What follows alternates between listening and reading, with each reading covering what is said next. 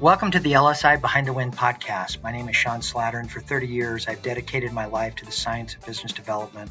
I've seen the impact of our work, which has evolved into economic development and now social impact. In this episode, I have held a conversation with the former director of the California Department of Forestry and Fire Protection, what we refer to as CAL FIRE, Chief Ken Pimlott. And Chief Pimlott and I have worked together for many years.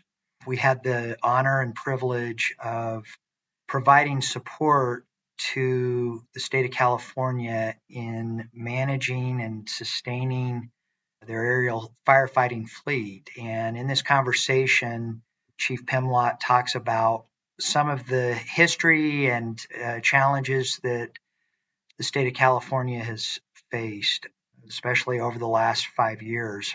I've recently returned from the North American Aerial Firefighting Conference and had the opportunity to meet with all of the state of California leadership, all of the leadership from other major aerial firefighting programs. And what I'm really proud of and have been excited to watch this program evolve over the last now 22 years that we've worked for the state of California is that as the challenges around wildfires have increased exponentially, our team has responded admirably. And I'm so proud of the work that our team has done and this partnership that we've had with the state of California for now 22 years.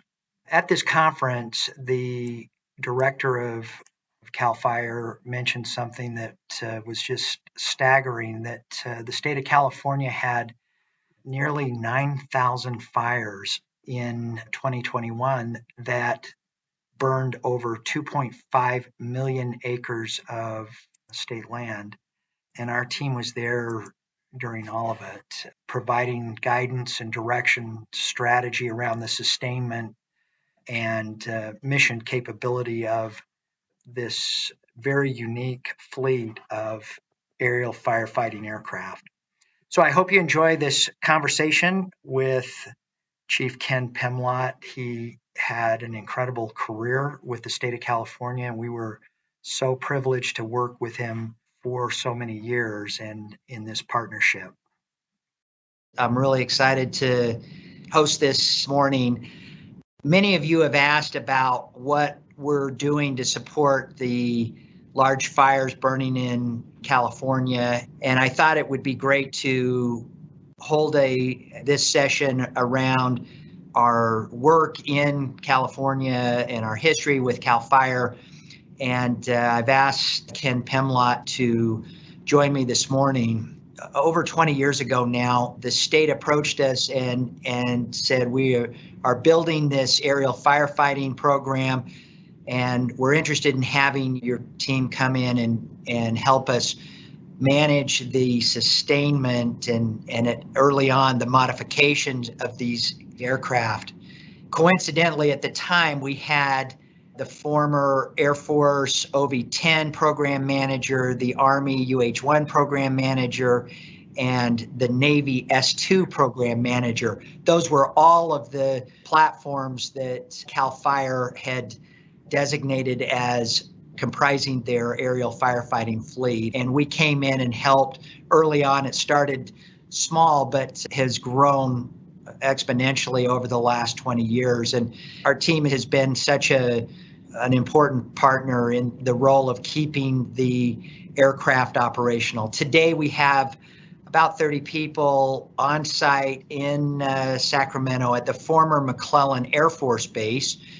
Initially, we started at Mather Air Force Base and then helped CAL FIRE move the operations from Mather to the former McClellan Air Force Base, where we had an office there for nearly 20 years previously. So we've had a long history at McClellan that goes back to 1972, supporting the Air Force early on, and now CAL FIRE for nearly 20 years. And most of our work with the state is keeping those old aircraft operational and managing the sustainment of these aircraft during the maintenance period, which typically starts around October and goes through April, and then keeping the aircraft operational during fire season, which typically starts from April to October. So I'm so excited to have Chief Pimlott with us this morning and have this dialogue with Chief Pimlott. He had a 40-year career. We were lucky to work with Chief Pimlott for half of that time, and he's just an amazing individual who I admire so much. He started as a seasonal firefighter early on and eventually became the director of the entire program of CAL FIRE, and we saw so many changes during that 20-year period that we had a chance to work with him.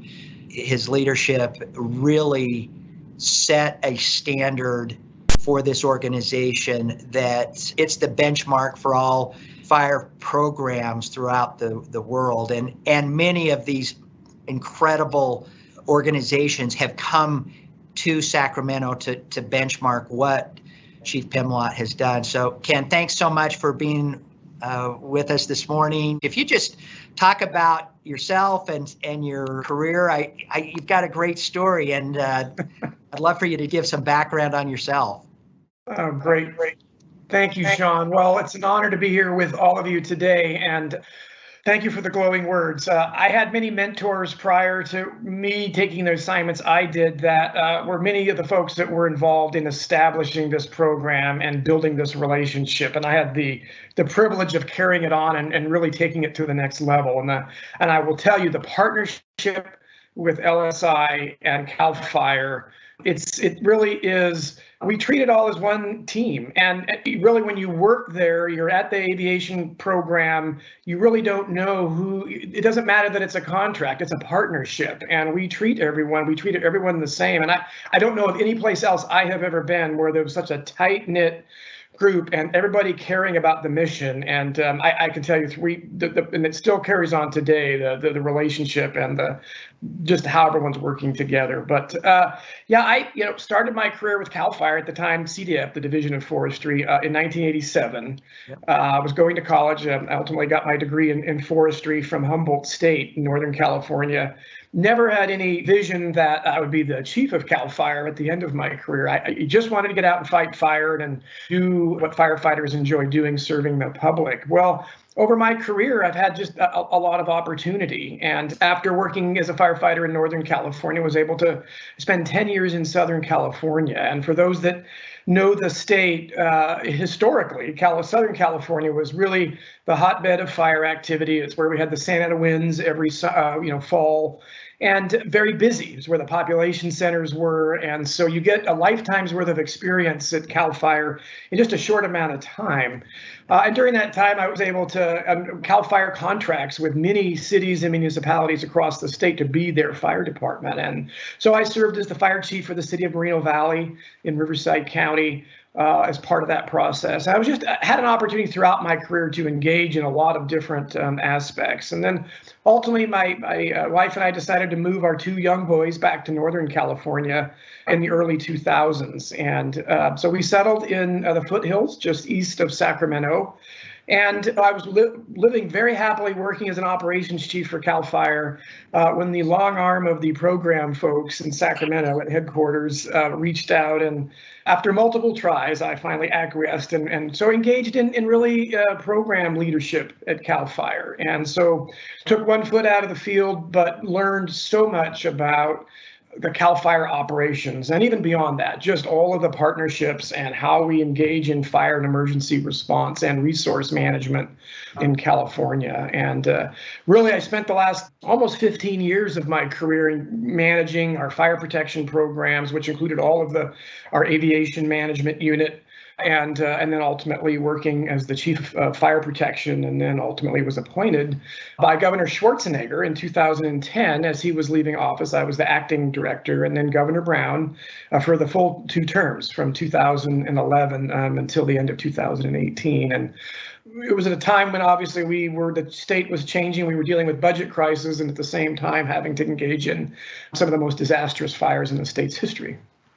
That was an incredible time. And just to give our team some sense of what this operation looks like, I don't think that most of the state, let alone the rest of the country, understand how large this operation is. It's about, at the peak, there's maybe 12,000 full-time seasonal and inmate workers that are part of CAL FIRE. It is a huge mobile equipment and ground equipment fleet of, I want to say maybe 1,000 engines. We know the aviation program very well. About almost 65 aircraft that support the mission. I mean, this is a massive operation. It's an army. It is, and we could spend all day explaining and talking about it, but Sean really he put it in the nutshell. So CAL FIRE is responsible for 31 million acres of wildlands in California, from the Oregon border to the Mexican border. And that's not public land, that's not federal land, it's private wildland. These are mostly landowners, forest lands, range, but more importantly now becoming into these wildland urban interface areas where we're seeing the impacts from so many of these fires. So yes, as Sean said, there's 8,000 CAL FIRE employees, and that number is growing because of the additional seasonal firefighters. We have about 3,000 to 4,000 inmate firefighters, Conservation Corps members, and this is statewide, and it's managing throughout the organization. Right now, over 350 fire engines through over 230 fire stations, bulldozers, almost 60 bulldozers. And this is an organization that's responding to 300,000 to 400,000 calls for service every year. And it's busy. And again, it's an all-hazard organization. So it's, yes, primary mission of responding to the wildland fires, but we're integrated as part of the state's response system. And so at the local level, we're responding with our local government partners every day to emergencies, working with our federal partners. CAL FIRE manages large emergencies. There are 6 incident management teams that are organized, and they're almost all engaged right now in the fires. But they not only manage wildland fires, but they also can manage other disasters. They've been very engaged in COVID early on in helping organize the logistics as to where patients were going. Lake Orville spillway crisis that occurred in 2017 managed that. So it's a very all-hazard, very engaged organization, but also very complex. There's just a lot going on and how it relates to everything going on in California. Absolutely. I loved watching how you took this organization. We really had this privilege of, when you and I first met, you were in the fire protection organization prior to becoming the director. And as you probably remember, we got pulled in by Rich Just and Rich Green, and Dan Lang was in the mix of this at some point. But to watch what you and your team did over when you had fire protection, then when you became the director, I was so impressed with your leadership in building processes and building some discipline in the organization that we just had not seen previously. And I was really impressed with how you went before the legislature and advocated for additional funding. I think that what you did to bring in additional appropriations of now almost $3 billion in funding for the program, it transformed under your leadership. And it was a privilege to be a part of that over that 20-year period of time that we had worked with you. And Ken, over the last 5 years, if we look back on some of the biggest, most destructive wildfires in the state's history, that happened in the last 5 years. And to see you and your team and be a part of that response was incredible. Talk about especially that 2018 fire season. This was the last year of your career, and maybe we joke that was it. That pushed you over the edge. You were done after that because it was unlike anything we had seen. But talk about that 2018 fire siege. It was unbelievable what you and the team and our team did to respond to that year. Yeah, and you're right, Sean. The last 5 or 6 years, every year, you thought you had seen, the worst of it, and we've really been seeing the changing in conditions. And 2017, we had the North Bay fires that took so many lives and burned so many structures. But 2018, there's really no comparison. Certainly in my career, it goes back to 1987 with Cal Fire. We've had sieges. We've had, fires where there's been large loss of structures.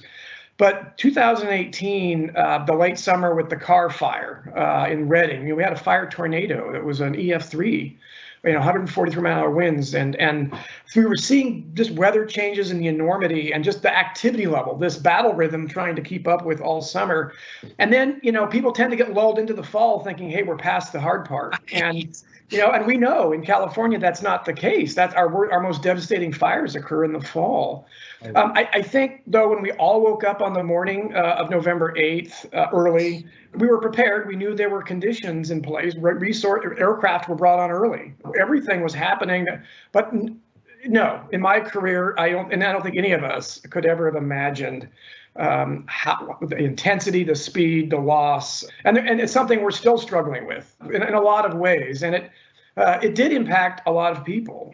People were tired and they were done, and people that firefighters in the organization lost homes, they lost friends, and and I think those are things that are still impacting. And unfortunately, even the fires we're having now, while we're burning, they're going to be probably some of the largest. The structure loss in these fires is about 3,200 so far. It'll probably grow, and that's horrible, right? And I can't imagine we're even talking about that number being low, but Camp Fire was over almost 19,000, and there just isn't anything right now that compares to that fire and that fire season. I agree. I mean, that year, the Mendocino, the Carr, and then the Camp Fires it was an incredible series that in our 20 years of working with CAL FIRE, we'd never seen anything like it either. Was there any other year that you in your career that was really memorable? For me, I remember that 2003 fire siege, also late in the season when most of Southern California was on fire. But was there another year that you, looking back at your 40-year career with the state, was that you saw that was also really memorable? For me, going back, probably 1993, and again, it was Southern California. And again, we were talking about this earlier. When you're younger in your career, the slides in your slide tray are smaller and so are fewer, and they tend to have a bigger impression. But 1993, multiple fires across Southern California, strong Santa Ana winds, huge deployment of resources. And for me, that was a benchmark for many, many years, because I just saw the amount of effort it took and the aftermath. And I think that's what's so important to remember on all of these. And this is where 2018 really stands out, is it's not just about the fire. That's almost just the beginning. It's the recovery. It's all these things you have to do to bring communities back and recover firefighters and all of that. So what do you think that as these fire seasons become more complex and larger fires every year, it just seems like we're battling these massive fires that we could have never conceived of 20 years ago. What do you think that the state strategy and overall focus should be in preparing and battling these large, complex fires? It's really multifaceted. It's before the fires occur. It's our partnerships with LSI and others in terms of it. The models are changing. We can't just do the maintenance all winter like we used to do. Now you're having to come up with new processes to do maintenance throughout the year while we're trying to fight fire. So how do we kind of take a new look at our processes that allow for that? And it means probably having stronger, more robust systems that support that throughout the year. It's the impact on firefighters. They're working, like my son's a fire captain with CAL FIRE. He worked 9 out of the 12 months in 2018. They're not getting a break, and we can't. But they're all held on duty right now as we speak. And so we have to have a system that ensures that firefighters aren't getting burned out, and because it is creating a huge impact. So got to have that strong force. It's also, we're looking at fires differently. Acreages may just get bigger. On these last set of fires, they're really focusing on what they call point protection. We're not going to stop the fire, but we're going to get out and protect structures and then move to the next set of structures. So it's looking at our strategies and tactics maybe a little bit differently, which is hard for us because we're very much about get these fires out, protect people. We want to be aggressive. And so it's just taking a different look at that a little bit to see where we can be more effective with what we have. And then it's the prevention. And we've talked about this a lot. California has invested about $200 million a year in fire prevention fuels treatment. And we have to keep that going. We have to work on making resilient communities and that. Absolutely. I've really seen this over the last few years, your vision to move to a year-round approach, that it isn't just like it used to be that, hey, end of October, all the equipment comes back and everybody gets some time off. It is year-round, and I think that's a great strategy. Like I said, it was such a privilege working with you all of those years, and we had an opportunity to work with some amazing individuals that were part of your team. And I'm excited that we're doing some work with you again, and you've got a lot of great ideas that you have for our team, and excited that you're a part of our group now. Thanks, Sean. We've had some devastating fires here, the Sand Fire in 2014, and then a month or two later, the King Fire, almost 100,000 acres. It's it's fire-prone, wildland, urban interface, foothill country. But we also have a lot of the other challenges that other areas in the state are facing. Our homeless, population. We're trying to manage responsible growth to keep rural lifestyle, but yet have revenue to sustain and continue to grow. And budget. And COVID has absolutely decimated our budget, like so many other budgets. And so right now, bringing some leadership into the board of supervisors as other folks time out to be able to really be there and use that experience to support our communities. And I'm just really driven to do that. So Ken, thanks so much for doing this with me this morning. And as I said, a lot of members of our team have been asking about, what's happening with the lightning complex of fire and how are we supporting this. So I hope that this session has given our team throughout the United States a better understanding of our CAL FIRE engagement, now going on 20 years, and this partnership that we've had with CAL FIRE. It really has been an incredible relationship, and we have been so lucky to work with great leaders like Ken, who was the force behind so much of the discipline and execution of these fires, and an amazing organization. Ken, thank you for your service and everything that you've done for us over the years, and look forward to this next chapter and working with you as part of our team. Thank you, Sean, and thank you to everyone that's engaged with CAL FIRE and for everything that you're doing, because you really are making the organization successful, and thank you very much.